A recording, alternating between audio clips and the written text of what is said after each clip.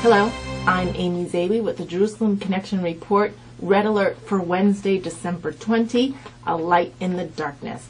As we celebrate the last day of Hanukkah, the Festival of Lights, I'd like to reflect on some light in the darkness in regards to the BDS movement.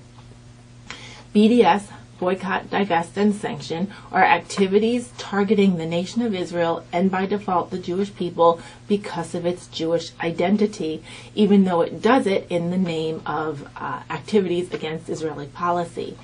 They use economic boycotts, political PR campaigns, as well as economic policies and educational policies to starve Israel off the world stage. Well, I must say this darkness is being overcome by rays of light at various levels. BDS's economic results are difficult to discern. In fact, this week, one of its leaders engaging and inciting most frequently to engage in BDS at college campuses and other organizations is herself under severe scrutiny. Linda Sarsour, a Palestinian activist, has been coming under fire by a former staff member because of sexual harassment claims. In this claim, the staff member claims that she went to Ms. Sarsour about sexual harassment from another staff member, and that Ms. Sarsour threatened this colleague to stay quiet and not bring it to the attention. The victim now claims that Linda Sarsour enabled the abuse by her lack of action against it and attempt to cover it up. This is trending on various social media sites because it is quite ironic. Linda Sarsour has said repeatedly that you cannot be a Zionist and a feminist at the same time. She also marched in last January's Women's March on Washington, claiming to be for women's rights issues. She's also railed against several well-known authors and speakers who have been victims of various female genital mutilation and other Muslim policies and religious practices, and she has fought against those folks to silence them. My point here is that it's a bit ironic that it is the trend in Hollywood and in the politics and in every other media websites about sexual harassment issues that are now bringing this woman and her organization under scrutiny, since their policies and tactics always seemed a bit illogical and off-kilter. In other ways that BDS is apparently defunct is the fact that airlines worldwide are adding routes to Israel. For example, El Al has added several additional routes per week from Miami to keep up with demand for people wanting to visit Israel.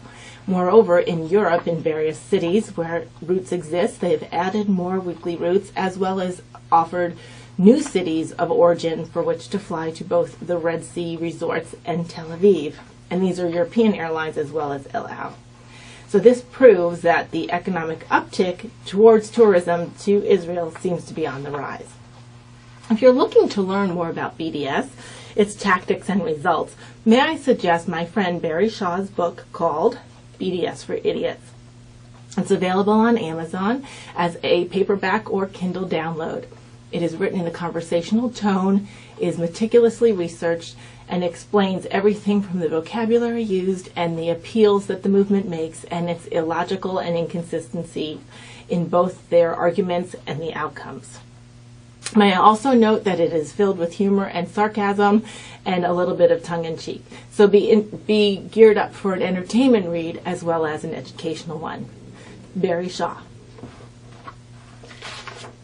As well, One American News Network is gained my kudos this week, excuse me, because of their increasing foothold in the cable news network industry.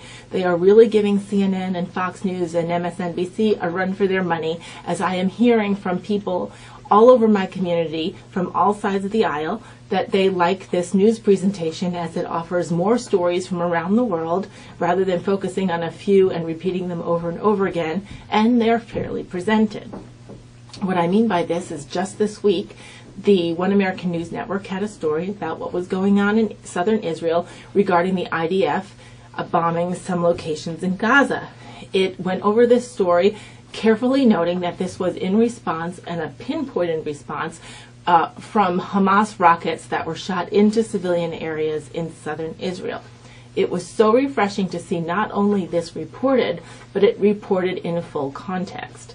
As well, this One American News Agency was one of the first mainstream media outlets that I have seen discuss and bring to light in the open realm the scrutiny of Linda Sarsour beyond the social media activity on it.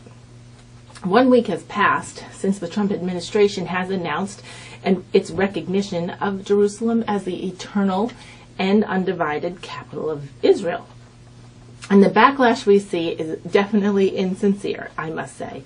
Both media outlets and other foreign leaders are acting as if they're shocked. But may I just remind everybody that the U.S. Congress, overwhelming bipartisan support, back in 1995, passed a law recognizing Jerusalem as the undivided and eternal capital of Israel. Moreover, every president since then has verbally claimed that it would uphold this declaration and move the embassy to Jerusalem, but never made good on it. So I'm not sure why the current climate is so shocked that the Trump administration actually made good on its promise, as well as enacting or putting into practice the law that was passed some 22 years ago. This law reflects not only the attitude of the U.S. government, but I would say the attitude of most Americans, that Jerusalem is the undivided and eternal capital of Israel with a historic and verifiable Jewish presence. Jerusalem is mentioned hundreds of times in the Old Testament and New, and not once in the Quran. So while Israeli leadership in the area certainly does not want to expel or oppress Arabs living therein, it certainly should not be denied its recognition. For more information on this, you can search Ben Shapiro's blog post on YouTube dated December 6th. He does a great job explaining how and why this decision by the Trump administration will in the long run promote peace, and that recognition for Jerusalem for what it is doesn't change the level of violence and anti-Semitic bent that already exists in the region. So, with that, happy last day of Hanukkah. Shavua Tov. Have a great week.